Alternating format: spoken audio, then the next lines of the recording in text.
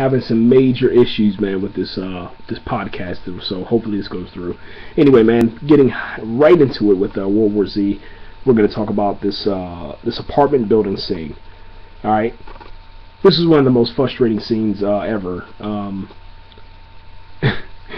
They're in New Jersey, I believe.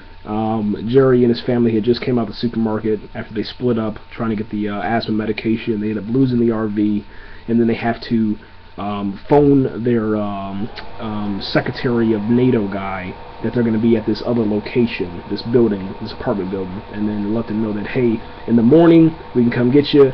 And then Jerry's like, okay, well, look for the flares on the building, that on the rooftop. That's where we'll be at. All right. They got the flares from inside of a survival kit that was inside of the shopping center, supermarket, whatever you want to call it, and also some that were inside of the RV that they got into. They used a lot of them for just ridiculous reasons. For some reason I don't understand. They went into the here's my problem. They went into the supermarket. They grabbed batteries. They grabbed, I believe I've seen a flashlight. I don't quote me on this, but I'm pretty sure I've seen a flashlight because the mom put the little girl in the cart, grabbed batteries and a whole bunch of other supplies, and then all of a sudden, you know, she got attacked. And then the girl was still in the cart when the mother screamed out for Jerry to come help. And they kept that cart, you know what I'm saying, because she was still in the cart when they come out of the supermarket and they see the RV's gone. Then they start getting on the phone to call up the NATO dude to let them know about the apartment building. But for some reason those batteries are never used. You know, it's ridiculous. There was you could have put a flashlight instead of using flares. And I understand why they use the flares, just to make it, you know, more dramatic and scary. I understand that. And there was some good scenes. This was the scariest moment inside the movie was inside of the apartment complex, and I thought that was really awesome. But it was just like, you know, you waste those flares, and by the time you get up on the roof in the morning, you only had like 2 flares. And then yeah, whatever. But anyway, that's beside the point. That's just a little rant on that.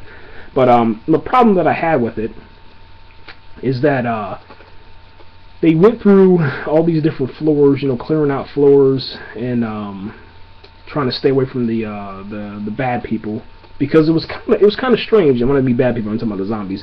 It was kind of strange because like the zombies were throwing themselves from the roofs, from the rooftops down to the floor. So as the family's walking towards this tall building, this apartment complex, there's zombies falling out of the sky, landing on cars, and then instead of them dying, they're actually, you know what I'm saying, they end up coming back to life, and then they start chasing, you know, the family and stuff.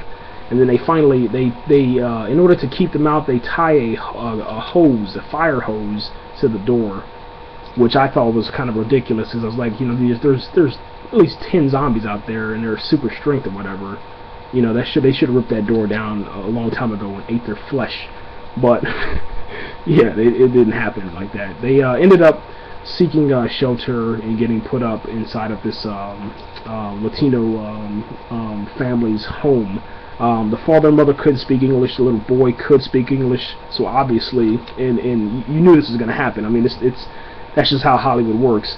If you can't speak English, you're going to die in a movie, and that's exactly what happened here. The Latino kid's parent, you know, his father was like, he was like the one, you know, hey, I want to stay, and we'll stay here, and I'll take care of my family. I don't need somebody else coming in and save me or whatever. That was the kind of attitude he had towards Jerry and his family, because Jerry was like, hey, you can come with us. We have a plane, we have a helicopter, we're getting out of here.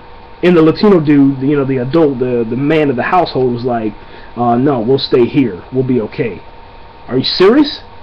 Like, that's seriously? You gonna? Oh man, dude, that's when I was like, I just lost it right there.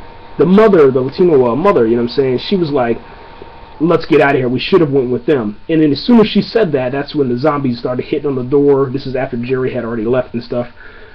They started hitting on the door. Of course, they ended up killing him. And what was kind of cool about this moment is that, you know, once Jerry and them run up like, I don't know, 19 flights of steps, which was ridiculous because the kids would have been tired. They would have got ripped to pieces. It's unrealistic. It was at least like 7 flights of stairs that this little girl had to run up. And then you have the other girl who has asthma, and she was panicking already. You You know, yeah, she has medication or whatever, but she'll run up like 7 or 10 flights of stairs getting chased by zombies, and it was just a ridiculous point in the movie. But anyway, going back to the Latino dude, the Latino's father that got killed by the zombies and stuff, or got bitten, he came back to life as a zombie, chased, ran all the way upstairs, and was able to, try to kill his son and Jerry. But the dude off of Lost was in the movie. Whatever that dude's name is, the main character off of Lost, he ended up shooting him in the head. He was one of those Navy SEAL Army dudes. And that was the rooftop scene. The rooftop scene was really ridiculous, man, because Jerry, inside of the Latino people's house, he ends up getting this knife. He was like, can we get you anything before you leave? And he takes a knife. He didn't take, he took, listen to me, he took one knife. Can we get you something? Something before you go? Is there anything in the house? You could have took a broom, you could have broken it in half, you could have took 5 knives. I'm pretty sure they had a Ginsu set. He took one knife and taped it to on the front of his the barrel of his weapon to use as like a bayonet, you know what I'm saying? And then took a magazine and tied it or taped it around his forearm. It was ridiculous, man.